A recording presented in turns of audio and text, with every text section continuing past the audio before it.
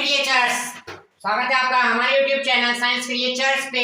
मैं एक बार आपके लिए फिर थर्मोडायनेमिक्स का पार्ट 3। आज हमारा टॉपिक रहेगा फर्स्ट लॉ ऑफ थर्मोडायनेमिक्स, उष्मागतिकी का प्रथम नियम। अपन देखेंगे इसमें क्या चीजें इसमें नियम में आएगी और क्या अपन आज चीजों को समझ पाएंगे। लेकिन आप सबसे पहले चैनल को क्या करना है, आपको सब्सक्राइब करना है और शेयर करना है। क्या करना है, सबसे पहले आप चैनल को सब्सक्राइब करें। सबसे पहले क्योंकि आप जब तक चैनल को सब्सक्राइब नहीं करेंगे तो लोगों को रीच तक इसको अधिक से अधिक पहुंचाने की कोशिश करें कि लोगों तक यह पहुंच सके। तो सबसे पहले क्या करना है, चैनल को क्या करना है, सब्सक्राइब करना है और फिर अपन अपना सेशन चालू करेंगे आज का। ठीक है, और सेशन को चालू करते हैं, लेकिन सबसे पहले क्या करना है, चैनल को सब्सक्राइब। आइए, फर्स्ट लॉ ऑफ थर्मोडायनेमिक्स आज का टॉपिक है, पार्ट 3 है। कल अपना क्या हो गया था, कल अपन ने क्या देखा था बताइए। कल अपन ने देखा था प्रेशर, वॉल्यूम, वर्क, दाब, आयतन, कार्य। दाब आयतन कार्य से अपन ने क्या क्या सीखा, दाब आयतन कार्य करने से सीखा कि दाब में परिवर्तन करके अपन आयतन में परिवर्तन करते हैं। और वो क्या था, पूरा प्रोसेस क्या कहलाया था, वो पूरा प्रोसेस कहला रहा था एक्सपेंशन यानी प्रसार। प्रसार मतलब अपन किसी चीज पे जो वर्क कर रहे हैं, प्रसार मतलब आयतन में कमी या वृद्धि।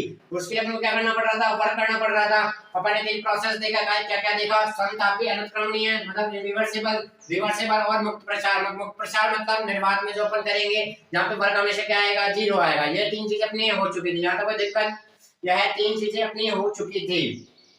फिर उससे पहले अपन ने पहला चैप्टर पहला पार्ट क्या था, थर्मोडायनामिक इंट्रोडक्शन। जितना भी इसके बारे में जो वर्ड आते हैं, सिस्टम अपन ब्रह्मांड यूज करते हैं, क्या बोलता है, सिस्टम क्या होता है, निकाय क्या होता है, परिवेश क्या होता है, ये सब बारे में अपन ने देखा था, वह उसका इंट्रोडक्शन था। आज पार्ट 3 पढ़ रहे हैं, क्या पढ़ रहे हैं, फर्स्ट लॉ ऑफ थर्मोडायनामिक्स, उष्मागतिकी का प्रथम नियम। देखते हैं क्या बोलता है नियम। देखो, उष्मा जब भी बात करेंगे ना, अपन बात करेंगे ऊर्जा की। अपन ने पहले दिन भी पढ़ा था, क्या करा था, ऊर्जा की अपन बात कर रहे हैं। तो अपन जब भी थर्मोडायनामिक्स में ऊर्जा की बात करेंगे ना, तो ऊर्जा नॉर्मल ऊर्जा की बात ना करके यहाँ पे बात करते हैं अपन आंतरिक ऊर्जा। किसकी बात करते हैं, आंतरिक ऊर्जा।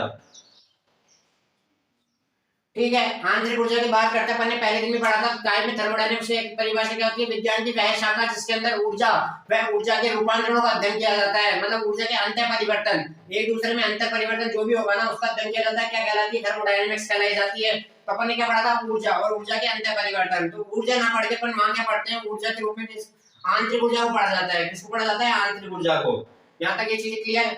अब आंतरिक ऊर्जा भी क्या होती है, ये भी अपन सीखेंगे अभी इसके नियम के बाद। आंतरिक ऊर्जा को भी अपन पढ़ेंगे। ठीक है, सबसे पहले ध्यान रखना, जब भी ऊर्जा की बात होगी बोलेंगे ऊर्जा, लेकिन समझना क्या है आपको, आंतरिक ऊर्जा। क्या बोलते हैं, आंतरिक ऊर्जा। इस बात का आप ध्यान रखें।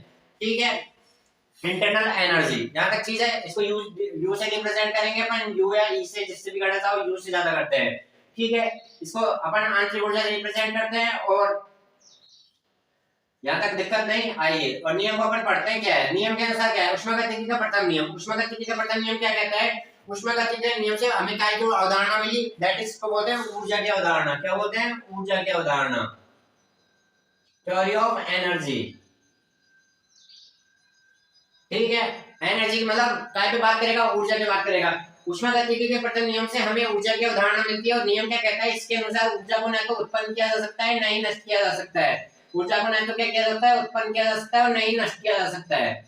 ठीक है, काय में ऊर्जा को नष्ट किया जाता है, जब ऊर्जा एक रूप से दूसरे रूप में परिवर्तित हो रही है या तंत्र से किसी परिवेश से निकाय से ऊर्जा ले रहे हैं, तो वहां पे आप है ना ये नहीं कर सकते। जैसे आपने एक प्रोसेस नंबर ए है, ये प्रोसेस नंबर बी है, ए है, बी है, यहाँ पे ऊर्जा के 5 कण थे।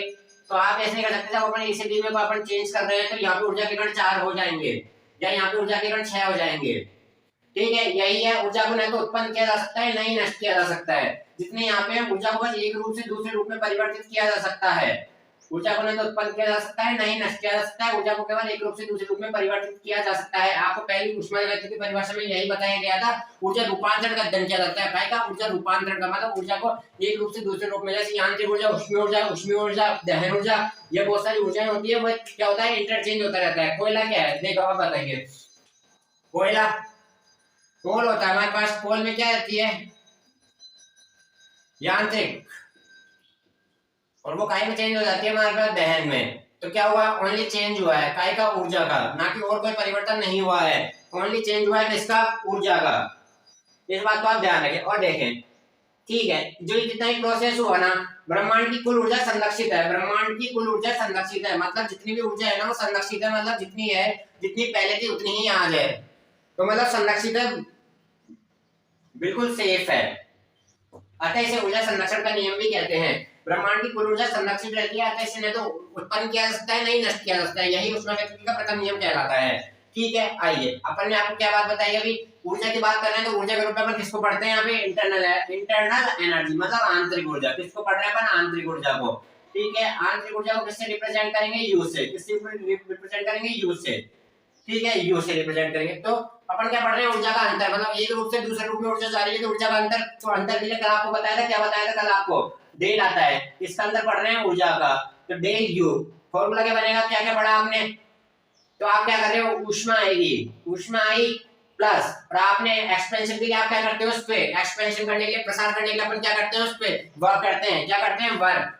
Q plus W, delta U बराबर Q plus W, delta U बराबर Q प्लस डब्ल्यू। ये किसका रूप है, गणितीय रूप है, किसका, थर्मोडायनेमिक्स ऊष्मागतिकी के प्रथम नियम का।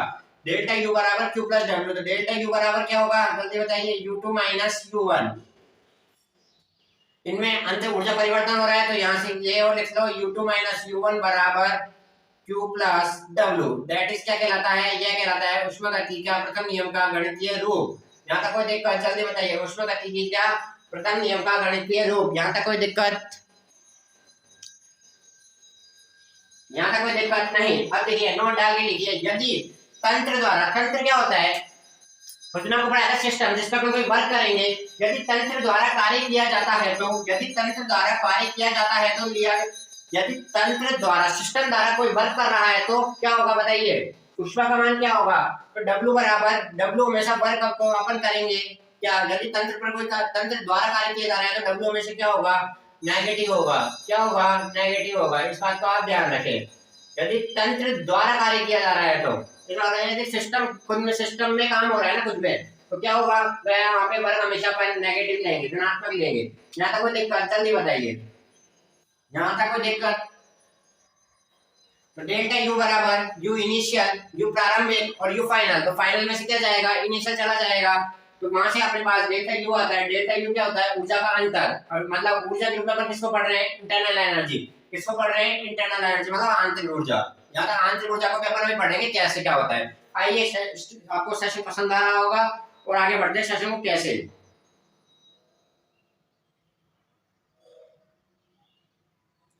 देखो, किसी भी प्रक्रम में, किसी भी कोई भी प्रोसेस चलेगा, तो देखो तंत्र होगा, और तंत्र के बाहर अपन ने क्या पढ़ा था, परिपार्श्व मतलब परिवेश होगा।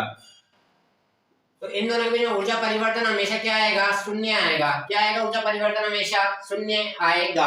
तो अब अपने पास 3 पॉइंट आएंगे, कौन कौन से, समतापी आएगा, समायतनीय आएगा, और रुद्धोष्म आएगा। समतापी समान ताप में होगा, जो समतापी प्रोसेस के लिए, देखो अब यही समझ लो, लिखवा देंगे आपको, समतापी प्रक्रम के लिए, समतापी प्रक्रम के लिए समान ताप में, तो डेल्टा यू का मान क्या होगा, समतापी में डेल्टा यू बराबर 0 हो जाएगा, तो Q बराबर माइनस डब्ल्यू, Q बराबर माइनस डब्ल्यू। समायतनी के लिए जल्दी बताइए, डेल्टा V का मान क्या होगा, 0 होगा। डेल्टा V का मान 0, तो W बराबर 0, W बराबर 0, और डेल्टा V, W बराबर 0 है, तो यहाँ मान रखो, तो यहाँ पे क्या आ गया, डेल्टा V बराबर Q। ये काय के लिए, समायतन के लिए। और रुद्धोष्म के लिए क्या आएगा, Q बराबर 0, ऊष्मा का मान रुद्धोष्म में 0 होगा, जो डेल्टा U बराबर क्या आ जाएगा, W आ जाएगा। ये 3 प्रोसेस हमारे पास, इनको अपन लिखते हैं और सेशन को आगे बढ़ाते हैं। आइए, या फिर डायरेक्ट पूछता है क्या, समतापी प्रक्रम के लिए ऊष्मागतिकी के प्रथम नियम से, समतापी प्रक्रम के लिए ऊष्मागतिकी के प्रथम नियम से क्या हो सकता है। यहाँ तक कोई दिक्कत, जल्दी बताइए।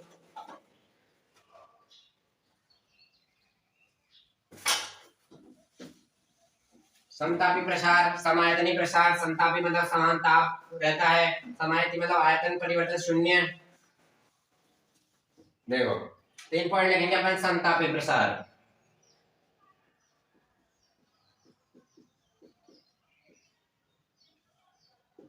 समतापी प्रसार। देखो फटाफट जाइए, यहाँ क्या बताया था आपको, डेल्टा यू बराबर क्या होगा, 0। अगर डेल्टा यू बराबर 0, तो अपन ने भी क्या पढ़ाया, हमारे पास फॉर्मूला क्या है, डेल्टा यू बराबर Q प्लस डब्ल्यू, तो Q बराबर माइनस डब्ल्यू। ये हो गया समतापी प्रसार के लिए। नंबर 2 लिखिए, समायतनी प्रसार, समायतनी प्रसार, समायतनी प्रसार के लिए क्या होगा, डेल्टा V बराबर जीरो। समांतरी प्रसार के लिए क्या होगा, डेल्टा वी बराबर जीरो। मतलब आयतन में परिवर्तन नहीं हुआ तो वर्क मतलब कुछ हुआ ही नहीं। वर्क अगर कुछ हुआ ही नहीं तो डेल्टा यू, तो डेल्टा वी बराबर क्यू। ये आ गया समायतनी प्रसार के लिए। और तीसरा पॉइंट लिख गया रुद्धोष्म प्रसार के लिए। रुद्धोष्म प्रसार के लिए, रुद्धोष्म प्रसार में क्या होता है, क्यू बराबर जीरो। क्यू बराबर जीरो है तो पहले समीकरण में क्या आ जाएगा, पहले समीकरण से डेल्टा यू बराबर डब्ल्यू। इन तीनों पॉइंटों को आप लिख ले, समदाबी और समायतनी और रुद्धोष्म प्रसार के लिए। यहाँ तक कोई दिक्कत? रुद्धोष्म प्रसार क्या होता है, आपको नहीं पढ़ाया था, जिसमें ना तो ऊर्जा का आदान प्रदान नहीं हो सकता, तो ऊर्जा का आदान प्रदान नहीं होगा तो Q बराबर जीरो होगा। Q बराबर जीरो होगा, समायतनी में आयतन समान रहेगा तो डेल्टा V बराबर जीरो। और डेल्टा समतापी में ताप समान तो डेल्टा Q बराबर आंतरिक ताप से क्या होता है, ऊर्जा परिवर्तन होगा, तो ताप ही समान है तो आंतरिक ऊर्जा परिवर्तन भी क्या होगा, जीरो।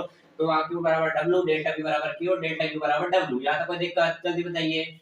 यह हमारा ऊष्मागतिकी का प्रथम नियम कंप्लीट होता है। अब अपन पढ़ेंगे properties of energy. Property of energy, ठीक है, देखते हैं प्रॉपर्टी ऑफ एनर्जी। अपन इतनी देर से ऊर्जा की बात कर रहे थे। ऊर्जा में अपन ने आपको क्या बताया, ऊर्जा में भी हमने आपको बताया किसकी बात करेंगे अपन, इंटरनल एनर्जी। किसकी बात करेंगे, इंटरनल एनर्जी, आंतरिक ऊर्जा। किसकी बात करते हैं अपन, आंतरिक ऊर्जा की। अब देखते हैं आंतरिक ऊर्जा क्या है, कैसे क्या प्रोसेस रहता है। ये जो पॉइंट आप लिख लेना, बहुत इंपॉर्टेंट पॉइंट है। आइए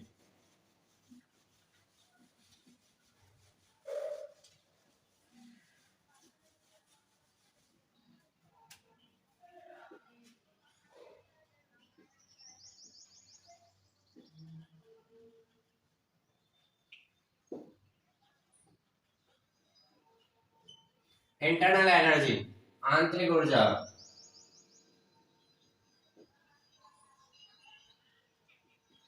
ठीक है, देखो क्या होता है, इंटरनल ऊर्जा एक प्रोसेस होता है। मतलब अपन कोई प्रक्रम कर रहे हैं, कोई भी प्रोसेस कर रहे हैं, तो उसमें जरूर थोड़ी है कि ओनली एक ही ऊर्जा होगी, बहुत सारी ऊर्जाएं उसमें काम आएगी। क्योंकि प्रोसेस चलेगा, प्रोसेस को बढ़ाने के लिए, प्रोसेस को तोड़ने के लिए, प्रोसेस को रोकने के लिए बहुत सारी ऊर्जाओं का क्या होता है, बहुत सारी ऊर्जाएं होती है। टोटल तो क्या हो जाती है यू, और बहुत सारी ऊर्जाएं U1 होगी, U2 होगी, U3 होगी, U4 होगी, और आगे चलती जाएगी। तो टोटल तो हो गया U। लेकिन उसके साथ बहुत सारी ऊर्जाओं का योग होता है। तो किसी प्रकार की आंतरिक ऊर्जा क्या होता है, किसी प्रकार की आंतरिक ऊर्जा विभिन्न ऊर्जाओं को क्या होती है, योग होती है। तो उसको क्या बोलते हैं, उसको आंतरिक ऊर्जा बोलते हैं, जो उस प्रक्रम में निहित रहती है। देखो किसी पदार्थ की आंतरिक ऊर्जा विभिन्न प्रकार, किसी पदार्थ की आंतरिक ऊर्जा विभिन्न प्रकार की ऊर्जाओं का योग होती है, विभिन्न प्रकार की ऊर्जाओं का योग होती है। तो दैट इज, इसका परिशुद्ध मान क्या हो सकता है, ज्ञात नहीं कर सकते। तो पहला पॉइंट लिखिए, परिशुद्ध मान ज्ञात नहीं, ज्ञात नहीं। ठीक है, नंबर 2 अवस्था फलन है। आंतरिक ऊर्जा एक कैसा फलन है, अवस्था फलन है। दैट इज आंतरिक ऊर्जा एक अवस्था फलन है। ऊष्मागतिकी के प्रथम नियम से अपन ने क्या सीखा, ऊष्मागतिकी के प्रथम नियम से अपन ने सीखा डेल्टा यू बराबर Q plus W. Q plus W, that is ये भी क्या है, एक पथ फलन है, और डब्ल्यू भी क्या है, एक पथ फलन है। लेकिन जो इन दोनों का योग है वह क्या है, अवस्था फलन है। मतलब अब उसमें इंटरनल एनर्जी क्या कहना चाहती है, दैट इज यह है, प्रोसेस को नहीं बताती है बिल्कुल भी। जैसे ए से बी में कुछ हुआ, क्या हुआ, इंटरनल परिवर्तन हुआ, दोनों में ऊर्जा परिवर्तन हो रहा है, कोई प्रोसेस ए से बी बन रहा है, तो यहाँ पे ओनली ये क्या बताएगा, ये डायरेक्ट बताएगा कि ए से बी बन गया। जो जरूरी नहीं है कि एक ही चरण में बड़े बहुत सारे प्रोसेस होंगे बीच में, उनके बारे में भी चर्चा नहीं करता है। तो कैसा फलन है, इंटरनल एनर्जी एक अवस्था फलन है। डायरेक्ट सवाल आता है, आंतरिक ऊर्जा है, आंतरिक ऊर्जा निम्न में से एक है, तो क्या होगा, इंटरनल एनर्जी दैट इज अवस्था फलन। क्या होगा, अवस्था फलन। इस बात को आप ध्यान रखें, क्योंकि दोनों अवस्था फलन में देखो दैट इज यू, अपन ने क्या पढ़ा थर्मोडायनामिक्स से, यू बराबर क्यू प्लस डब्ल्यू, यू बराबर क्यू प्लस डब्ल्यू। लेकिन अपन ने तो पढ़ा था यू बराबर क्यू प्लस डब्ल्यू, दोनों क्या है, पथ फलन है, लेकिन डेल्टा यू बराबर क्या है, एक अवस्था फलन है। ठीक है, टाइप है अवस्था फलन है। नंबर 3 मात्रात्मक गुणन मात्रा पर निर्भर नहीं करता है। मात्रा पर निर्भर, सॉरी, मात्रात्मक गुणन मात्रा पर निर्भर करता है। अब मात्रा पर निर्भर कैसे करता है ये भी देखिए। हम मात्रा पर निर्भर करता है, जैसे दो प्रोसेस लिए अपन ने, दो प्रोसेस कर रहे हैं अपन, ए और बी, दो अभिक्रियाएं कर रहे हैं। इसमें तो है 10 मोल, इसमें है 5 मोल, इसमें है 10 मोल, इसमें है 5 मोल। यहाँ तक कोई दिक्कत, जल्दी बताइए। अपन दो प्रोसेस कर रहे हैं, इसमें तो है 5 मोल, इसमें है 10 मोल। ठीक है, तो क्या होगा, तो इसमें क्या होगा, इसमें 10 है तो 5 है, तो क्या होगा, बी की ऊर्जा ए की ऊर्जा से क्या है, बताइए जल्दी। बी की ऊर्जा के मुकाबले ए की ऊर्जा क्या है, दोगुनी है। मतलब ए की ऊर्जा बी की ऊर्जा के मामले क्या है, दुगनी है, इसकी 5 है, इसकी 10 है। तो इंटरनल एनर्जी काय पे निर्भर करती है, मात्रा पे, मतलब मोल पे। जिससे ज्यादा मोल ऊर्जा किसकी ज्यादा, तो ए की ऊर्जा ज्यादा है, बी की ऊर्जा, तो मोल किसके पास ज्यादा है, ए के पास है, बी के पास, जल्दी बताइए, ए के पास है, बी के पास, तो दैट इज ए की ऊर्जा ज्यादा होगी। तो काय पे निर्भर कर रही है, दैट इज क्वांटिटी पे, क्वांटिटी 10 क्वांटिटी 5, तो 10 की ऊर्जा ज्यादा तो 10 ऊर्जा। लेकिन बात आ जाए प्रति मोल, प्रति मोल, जब ये वर्ड आ जाए प्रति मोल, तो प्रति मोल के लिए क्या आएगा, इस बात को भी आप नोटिस करें। अगर बात प्रति मोल की आ रही है तो प्रति मोल के लिए ऊर्जा का मान समान होगा, क्या होगा, ऊर्जा का मान समान होगा। प्रति मतलब इसके लिए भी एक की बात कर रहे हैं और इसके लिए भी एक की बात कर रहे हैं, मतलब फिक्स कर दिया, तो एक के लिए इसका इस ऊर्जा का जितना मान होगा एक के लिए, उसके लिए भी एक का उतना ही मान होगा। यहाँ पे क्वांटिटी निर्भर नहीं करेगी, जब कब निर्भर नहीं करेगी, जब बात किस पे होगी, प्रति मोल पे होगी। प्रति मोल पे होगी तो क्वांटिटी निर्भर नहीं करेगी, प्रति मोल पे नहीं होगी तो क्वांटिटी निर्भर करेगी, दैट इज मात्रा पर निर्भर करता है। पहला क्या हो गया, परिशुद्ध मान ज्ञात नहीं कर सकते हैं, मतलब एक फैक्ट वैल्यू अपन ज्ञात नहीं कर सकते हैं किसकी, आंतरिक ऊर्जा की। यहाँ तक को देखकर जल्दी बताइए, अपन आंतरिक ऊर्जा का मान ज्ञात नहीं कर सकते हैं। देखो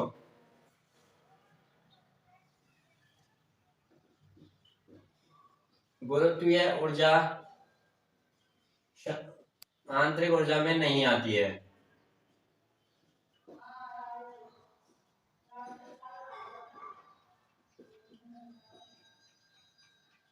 ग्रेविटेशनल एनर्जी नहीं आती है काहे में, आंतरिक ऊर्जा में। अगला पॉइंट देखिए,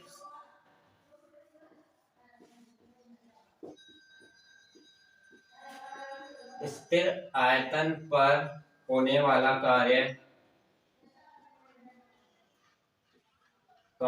या प्रसार,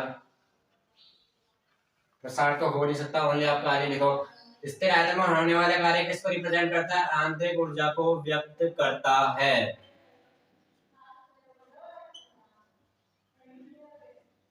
को व्यक्त करता है।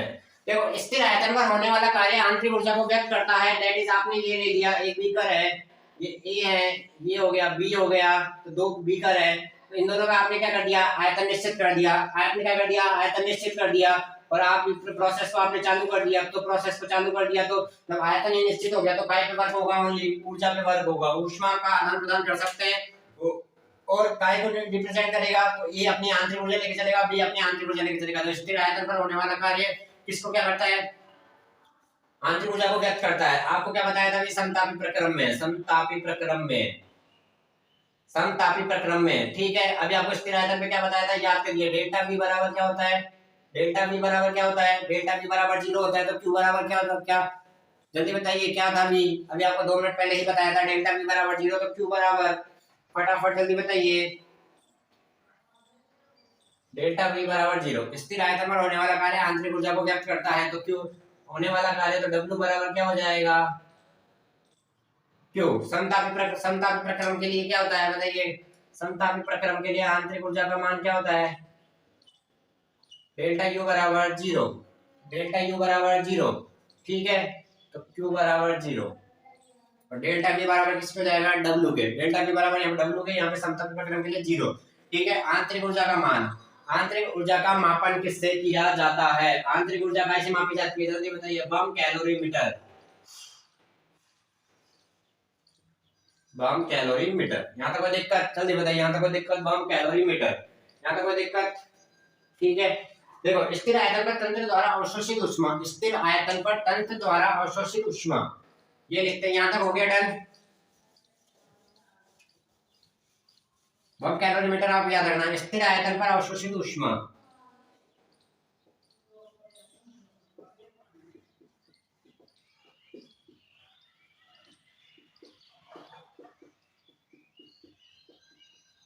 स्थिर आयतन पर अवशोषित ऊष्मा। देखो क्या, ऊष्मा को आप कैसे दिखाते हैं, क्यूपी से।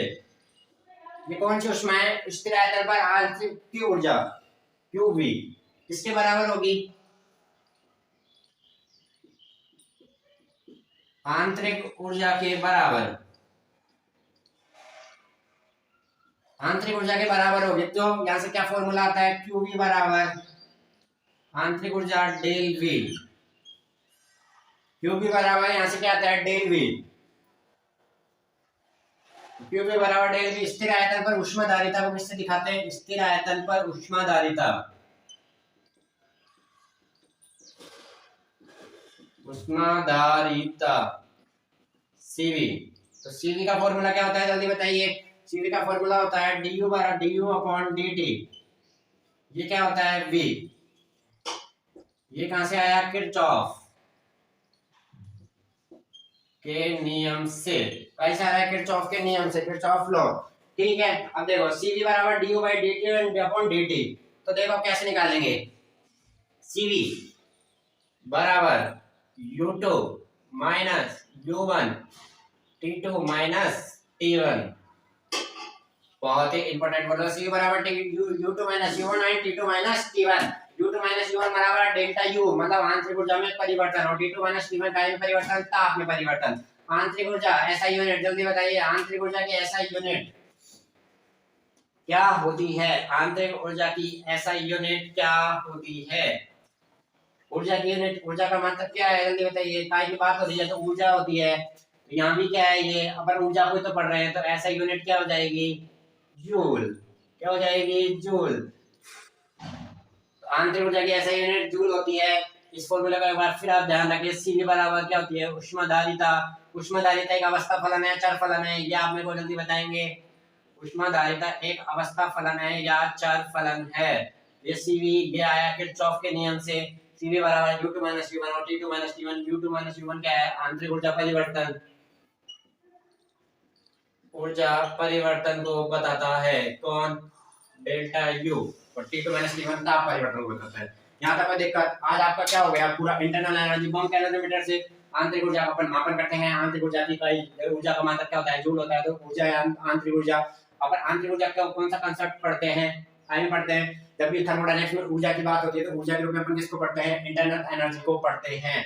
ये बहुत सारा प्रोसेस था। दो फॉर्मूले यहाँ से याद रखें। QB बराबर WV किससे होता है, स्थिर आयतन पर अवशिष्ट ऊष्मा आंतरिक ऊर्जा के बराबर होती है।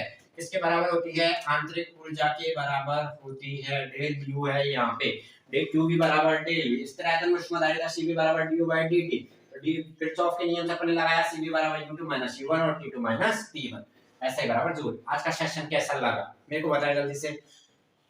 बिल्कुल इसी वे में कल अपन एंथैल्पी पढ़ेंगे, क्योंकि एंथैल्पी अगर इंटरनल एनर्जी के बिना अपन एंथैल्पी को नहीं पढ़ सकते थे। आज से कोरिलेट करके कल अपन पढ़ेंगे। आज अपन ने क्या पढ़ा, थर्मोडायनेमिक्स का पहला नियम पढ़ा, वो क्या था, डेल्टा U बराबर Q प्लस W। इसको आप थोड़ा ध्यान रखें और इस वाले फॉर्मूले को भी आप थोड़ा ध्यान रखें। और आज का सेशन कैसा लगा आप हमें बताएं। और कल अपन मिलते हैं आपके साथ एक नए सेशन के साथ, एक नई वीडियो के साथ। उम्मीद है आपको सेशन पसंद आया होगा।